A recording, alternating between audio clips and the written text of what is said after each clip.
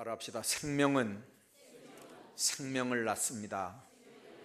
생명 있는 존재들이 생명 있는 존재들을 만들어냅니다. 여러분들, 아무리 못생겨도 살아있는 사람이 아기 만들어내는 거지, 아무리 잘생겨도 죽은 사람이 아기 만들어냅니까? 하나님은 생명 있는 사람들을 통해서 영적으로도 생명 만들어내는 줄로 믿습니다. 그 말은 뭐냐면, 내 속에 예수 생명 없는데 또 예수 생명 만들어낸다는 건 그건 불가능한 일입니다. 왜 그러냐면, 생명은 하나님께 속해 있는 겁니다. 생명은 피에 있는 거고, 피를 통한 생명은 하나님이 주시는 거예요. 그러니까 내가 뭘 할 수 있는 게 아니고, 내 안에 거하시는 성령께서 나를 도구로 쓰시면 죽어가는 영혼도 주님 앞에 돌아오는 역사가 있고, 마귀에게 붙잡혀 있는 영혼도 주님 앞에 돌아오는 역사가 있고, 말씀 떠나 살던 사람도 말씀 안에 돌아오는 역사가 있는 줄로 믿습니다. 그러면 그 속에 생명이 있고, 생명 있는 사람들이 결국은 생명을 살려내게 되어 있습니다. 바울이 예수님 3년 동안 따라다녔던 수제자인 거 여러분들 아시잖아요. 그런데 3년 예수님 따라다니면서 공부한 게 뭐냐면, 마지막에 예수님 3번 부인한 걸로 제자 생활 끝났어요. 예수님은 죽었고요. 그게 예수님과 제자들의 3년 공생의 결론입니다. 제자들은 예수님 떠났고 예수님은 죽었고, 그게 3년 공생의 끝이에요. 자, 그런데 예수님 부활하셨고 성령이 제자들에게 임하니까 전혀 다른 사람들로 바뀌어지는 거예요. 사람들이 베드로 보고 뭐라 그러니까 베드로가 그랬어요. 내가 하나님 말씀 듣는 게 옳은 건지 너희 말 듣는 게 옳은 건지 한번 판단 한번 해봐라. 그 담대함이 어디서 나왔을까요? 사람 말 듣는 게 옳은 건지 하나님 말 듣는 게 옳은 건지 너희들이 한번 판단해봐라. 여러분들, 예수 안 믿는 사람들이 베드로를 보니까, 제자들을 보니까 꼭 술 취한 사람들 같았어요. 자기들도 포도주 먹어보면서 술 취해봤잖아요. 근데 이 사람들이 술 취한 거는 자기들이 먹은 포도주에 취한 사람 같질 않은 거예요. 그래서 그들이 새술에 취했다, 그렇게 말하는 거예요. 이 사람들은 새술에 취한 사람들이다. 여러분들, 나가서 그 사람들이 전도하니까 교회 역사가 바뀌어지긴 했죠. 근데 한번 보십시오. 그 사람들이 나가서 전도하니까 그 말은 뭔 말이냐면, 자기가 만난 예수, 자기가 경험한 성령 역사, 자기가 체험한 신비로운 놀라운 은혜들을 나가서 그대로 전하고 간증하고 전하고 간증하고, 그래서 바울의 선포도 사실은 거의가 다 자기가 예수 만난 다음에 경험했던 간증들입니다. 베드로 설교도 마찬가지잖아요. 그 대단한 실력자 바울이 아덴이라고 하는 곳에 가서 자기가 배운 학문을 가지고 철학적으로 접근하다가 한 명도 구원시키지 못했어요. 말싸움에서는 이겼어요. 그 사람보다 공부 더 많이 한 사람이 어디 있습니까? 학문적으로는 딱 제압을 해가지고 이겼는데 나중에 보니까 한 명도 열매가 없는 거예요. 그때 바울이 깨달은 거죠. 그 학문 다 화장실에 가서 버려야 되는 배설물같이 여기고 오직 예수만 알기로 했다. 그 말이 뭔 말이냐면, 사람 살리는 게 인간의 꾀나 지혜나 말빨로 되는 게 아니라는 거죠. 하나님이 역사하셔야 되고 그분이 나를 쓰셔야 되고, 내가 하는 말이 별말 아니래도 하나님이 그 말씀을 통해서 역사하시면 그 사람이 감동받고 돌아오는 역사가 있는 줄로 믿습니다. 그래서 하나님 앞에 우리가 지금 이 누가복음 읽은 이 말씀은 잔치집 비유를 하면서 이제 그 바리새인들, 사두개인들이 이렇게 와서 높은 자리에 앉으려고 하니까 높은 자리에 앉지 말고 낮은 자리에 앉으라고 이제 다 이렇게 말씀하면서 이 잔치에 대한 비유를 지금 말씀한 거거든요. 그 앞에 부분들은 이제 우리 이 새생명전도 축제 시작하면서 주일 낮 예배 때 또 한 번 들었고, 작년에도 이 말씀 한 번 드렸기 때문에 드린 말씀 중복되는 부분들은 좀 피하려고 합니다. 우선 이 비유의 첫 줄이 뭐냐면, 어떤 사람이 큰 잔치를 베풀고 많은 사람을 청했다, 그렇게 말씀합니다. 새생명 전도에 우리가 축제라는, 페스티벌이라고 하는 단어를 붙이는 이유가 뭐냐면, 이건 잔치라고 하는 겁니다. 잔치. 그래서 이번 토요일 날 우리가 전체적으로 대청소도 하죠. 이번 토요일 날 음식도 준비하죠. 준비하는 거예요. 잔치 준비하는 거예요. 잔치 준비입니다. 그래서 그 큰 잔치를 베풀고 지금 잔치 준비를 하는 겁니다. 여러분들, 잔치의 특징이 뭐 있습니까? 다 웃는 모습으로, 기대하는 모습으로 잔치를 합니다.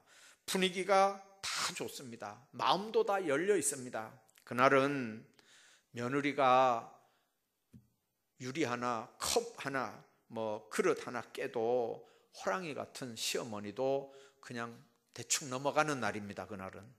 예. 여러분들, 잔치집은 언제든지 그렇습니다. 예. 내일 잔치니까 오늘 언제든지 준비하잖아요. 초상집은 안 그렇거든요. 초상집은 아이고, 내가 살았을 때 좀 더 잘해줘야 되는데, 아이고 좀 오래 살지 왜 저렇게 빨리 죽어가지고 내 가슴에 못을 박노, 막 이제 이런 생각들을 유족들이 하니까, 아이고 좀 잘해줄 걸, 아이고 좀 잘해줄 걸, 이렇게 하다 보니까 그냥 불쑥 뱉었던 말도 가시가 돼가지고 이렇게 마음속에 생각이 나요. 아이고 좀 그런 소리 내가 안 할 걸, 아이고 좀 더 격려해주고 좀 용기도 주고 막 이럴 걸. 이제 그렇게 하니까 잔치집은 무겁거든요. 여러분들, 15절 16절에 있는 말씀 보면, 함께 먹는 사람 중에 그 하나가 이 말을 듣고 이르되, 무릇 하나님의 나라에서 떡을 먹는 자는 복되도다. 하나님께서 하나님의 백성들을 통해서 하시는 말씀입니다. 어떤 사람이 잔치를 배설하고 많은 사람을 청하였더니, 예수님께서 안식일에 바리새인 집에 잡수시러 들어갔습니다. 그러니까 거기 수종병 들린 사람 하나를 고쳐줬는데, 율법사와 바리새인들이 그 고치는 걸 눈여겨봅니다. 그리고 이의를 제기하죠. 왜 안식일 날 병을 고치느냐, 왜 일을 하냐, 그 말입니다. 그때 예수님이 뭐라고 그랬습니까? 아들이나 소가 우물에 빠졌는데 안식일이라고 안 끌어내겠느냐. 이 자리에 청함받은 사람들이 많이 앉은 것을 보면서 예수님이 바리새인과 그 서기관들 거만한 걸 빗대어서 잔치집에 상좌에 앉지 말아라.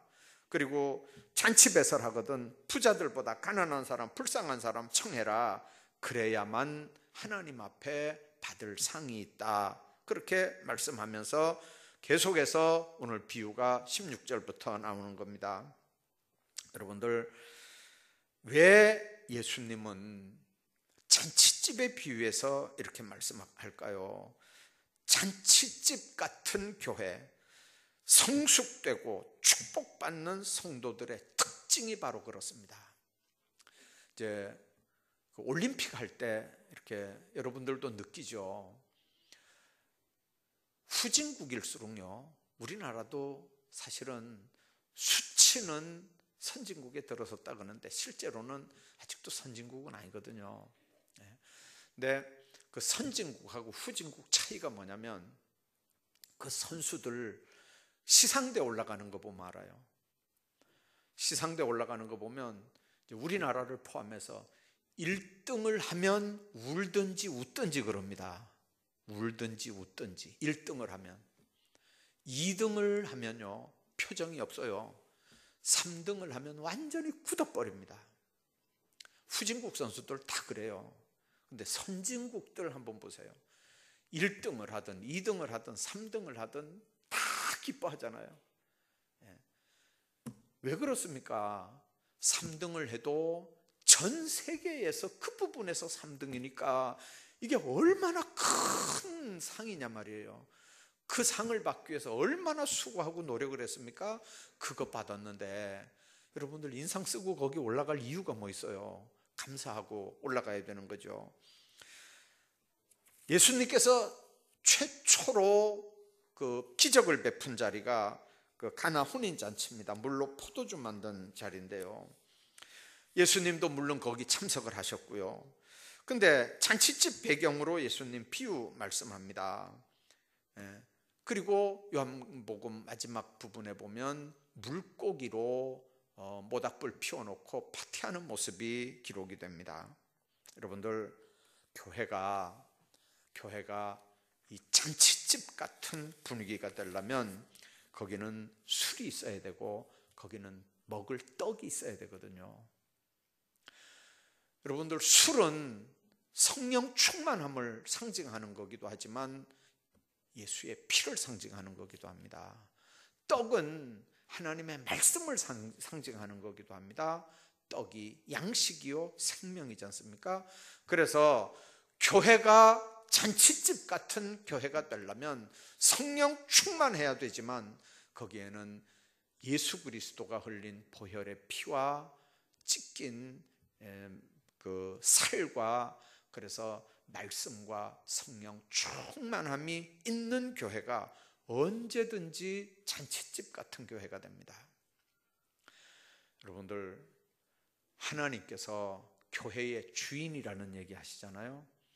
예수님이 교회의 머리입니다.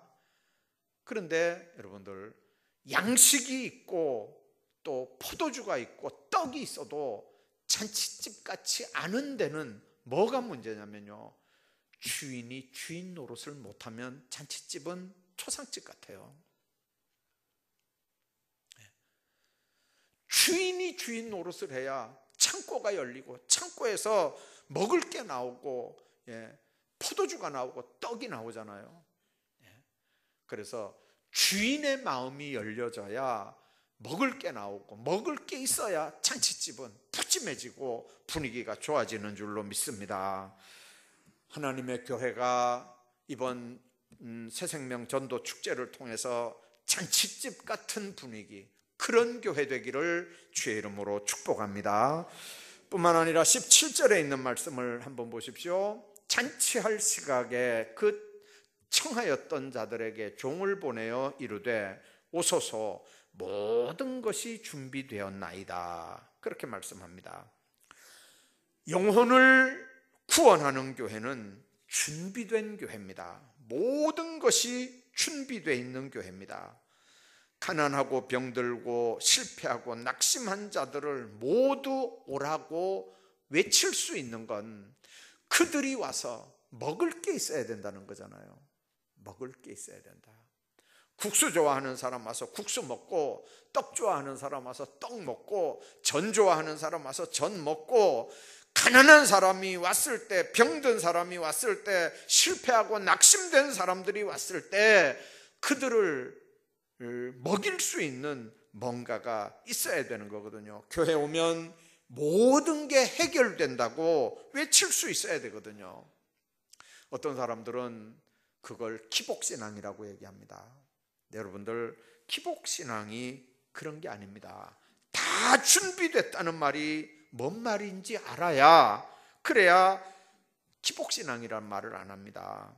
교회 오면 모든 문제가 다 해결된다, 모든 게 다 준비됐다, 그 말은 교회 오면 무엇이든지 다 당신 소원대로 다 이루어진다, 그 말이 아닙니다. 그렇게 알아들으면 그게 기복신앙이 됩니다. 교회 오기만 하면 내 모든 소원대로 이루어진다, 그렇게 믿으면 기복신앙 맞아요. 그러나 여러분들, 준비가 됐다, 그 말은 하나님 만나서 하나님의 말씀을 들으면 살 길이 열린다, 그 말입니다. 여러분들, 예수님을 제대로 만나는 역사가 있기를 주의 이름으로 축복합니다. 신앙생활은 사람 보고 하는 거 아니잖아요. 사람 보고 하는 거 아니에요. 복음성가 중에 여기 최영택 장로님 만든 복음성가에 보면 그런 거 있잖아요. 뭐 세상을 보며 사람을 보며 세상을 볼 때 만족함이 없었네. 당연하죠. 사람을 보고 세상 만족할 게 뭐 있어요? 만족할 게 뭐 있어요? 예수님 보고 신앙생활하는 줄로 믿습니다.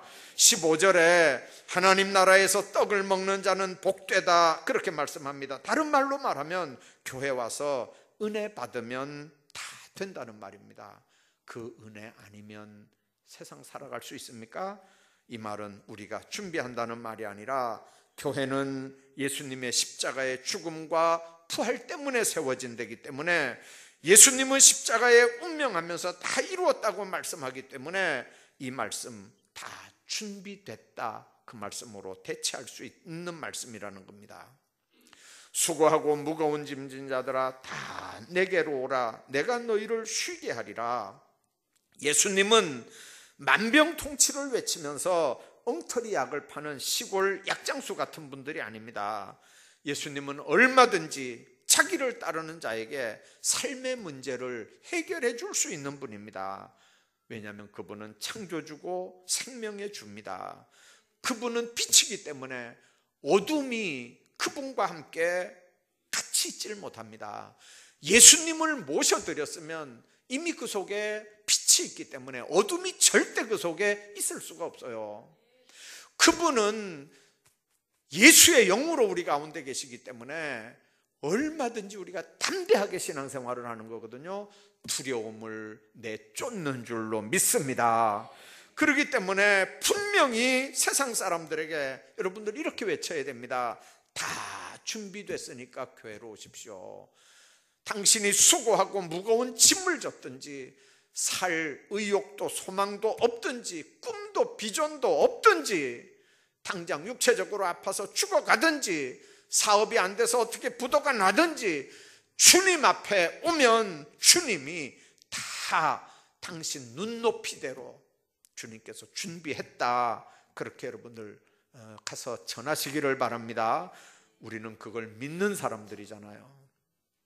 내가 그걸 믿고 내가 그 체험을 하니까 그 경험 때문에 나가서 그 주님을 똑바로 우리가 증거할 수 있는 줄로 믿습니다.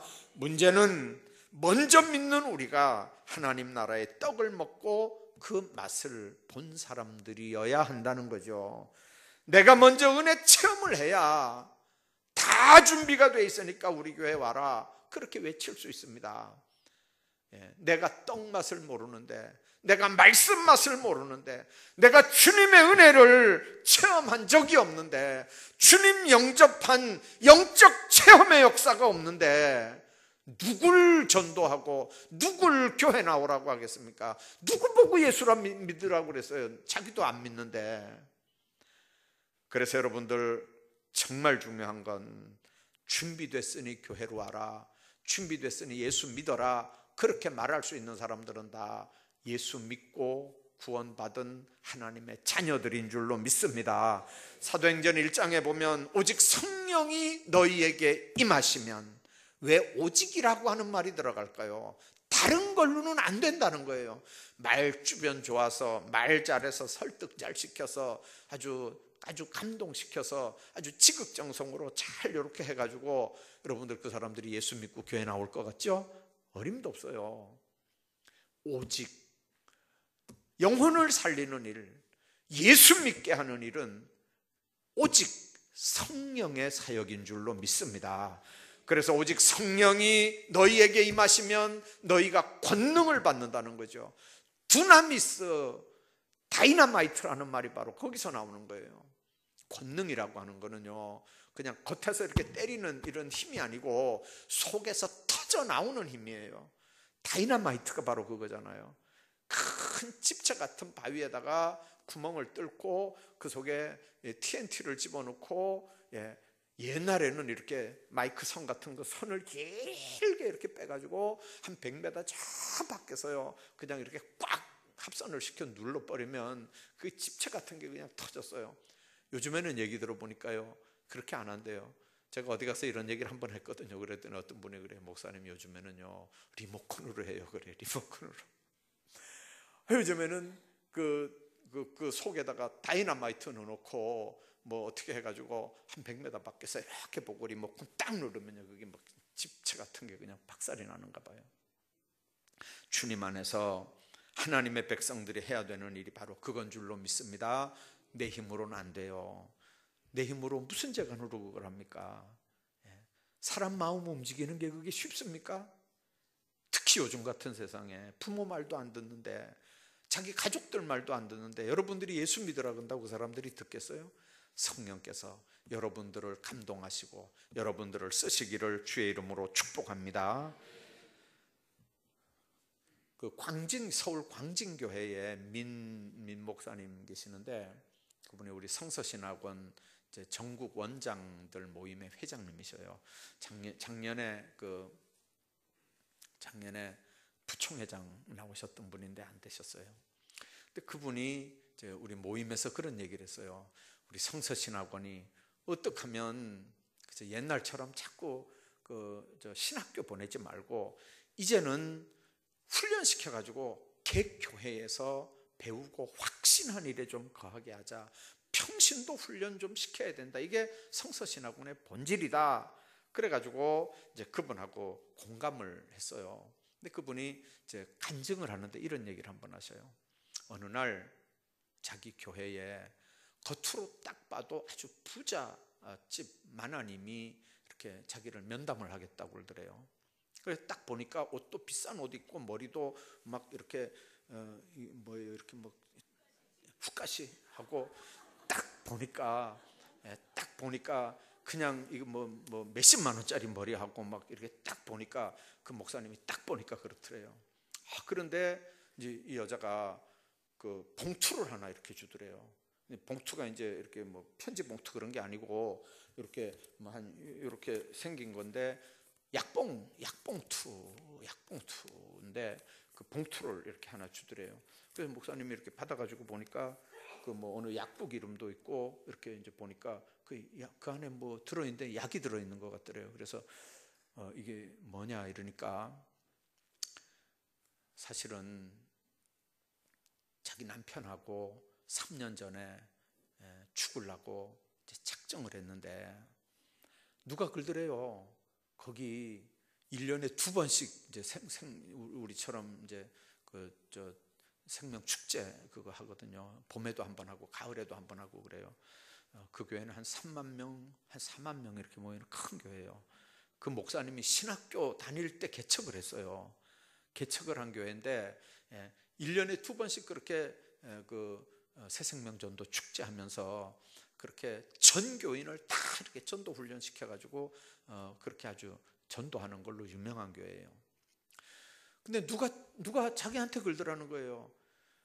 그거 죽는 거 안 바쁘니까 나중에 죽고, 일단 죽는 거 안 바쁘니까 그 죽는 거 나중에 죽으시고, 일단은 저 교회 새생명 전도 축제 저거 하니까 한번 가보자고.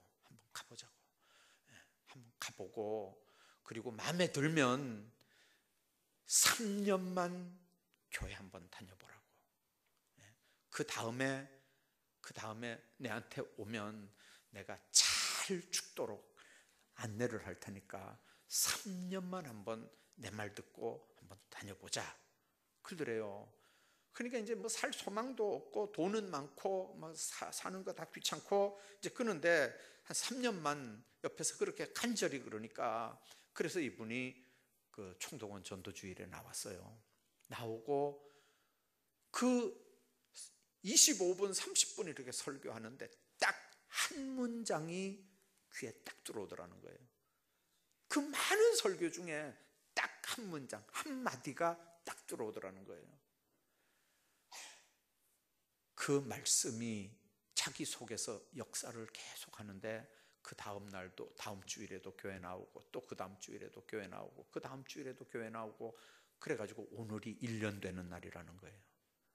오늘이 1년 되는 날인데, 1년을 다녀보니까 목사님, 이 약은 필요 없을 것 같아요. 그래가지고 주더래요. 그래서 그 목사님이 그랬대요. 나도 필요 없어요, 이거. 목사님 하세요. 그러더래. 자기 필요 없다고. 그래서 받으면서 웃으면서 그랬대요. 나도 필요 없는 약이에요. 그러고 웃었대요. 여러분들, 오늘 낮예배 때도 잠깐 얘기했지만 죽음의 문턱 앞에 서 있는 사람은요, 예수님 똑바로 만나게 되거든요. 십자가 똑바로 보게 되거든요. 주님을 제대로 만나야 똑바로 예수 믿게 돼요.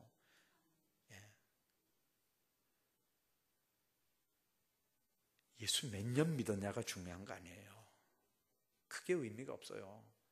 뭘 보면 아냐면요, 돌아가시는 자리에 가보면요, 그거 알아요. 돌아가시는 자리에 가보면, 죽는 자리에 가보면 그 사람이 믿고 천국에 대한 확신이 있이 지금 가는지, 그거 없이 그냥 왔다 갔다 하다가 지금 죽어가는지, 그게 보면 안다니까요. 그게 얼마나 여러분들 답답한 일이에요. 그래서 정말 예수 똑바로 믿는 사람이 누구도 건져낼 수 있고 누구도 살려낼 수 있고 구원시킬 수 있다고 하는 걸 여러분들 믿으시길 바랍니다. 근데 참 오늘 본문에 있는 말씀 보면요, 강권해서 이렇게 데리고 오라는 말씀인데, 아난카손이라고 하는 헬라어거든요. 이 아난카손이라고 하는 말을 우리는 강권이라고 번역을 했는데, 영어 성경에 이렇게 번역한 데도 있어요. 트위스트 암. 트위스트, 이렇게 비틀잖아요. 춤추는 거 이렇게 트위스트 한다 그러죠. 암, 팔을 비틀어서라도 데리고 오라는 거죠. 우리는 그걸 팔을 비틀어서 데리고 와라 이래 안 하고 강권해서 데리고 와라 이랬어요. 여러분들 왜 그렇습니까? 그냥 놔두면 죽는 거예요. 그러니까 죽는 거 보면서 가만히 있으면 안 되니까 억지로라도 강권해서 데려다가 살리라는 거죠. 왜 그러냐면 예수 만나는 역사만 있으면 사는 역사가 있는 줄로 믿습니다. 그래서 우리가 분명하게 여러분들 기억하십시오. 이 전도 축제는 그 영혼 예수님과 만나게 하는 중매 역할을 하는 게 우리가 해야 되는 일입니다. 그 사람 속에 예수 심어주는 건 내가 하는 일이 아니고 그건 그분이 하시는 일이고, 내가 하는 일은 그분과 예수님을 중매해가지고 만나게 해주는 거예요. 역사는 하나님이 하시는 줄로 믿습니다. 그렇게 여러분들 이번 한 주간 마음껏 쓰임받고 하나님의 영광 드러내는 하나님의 사람들 다 되시기를 주의 이름으로 축복합니다.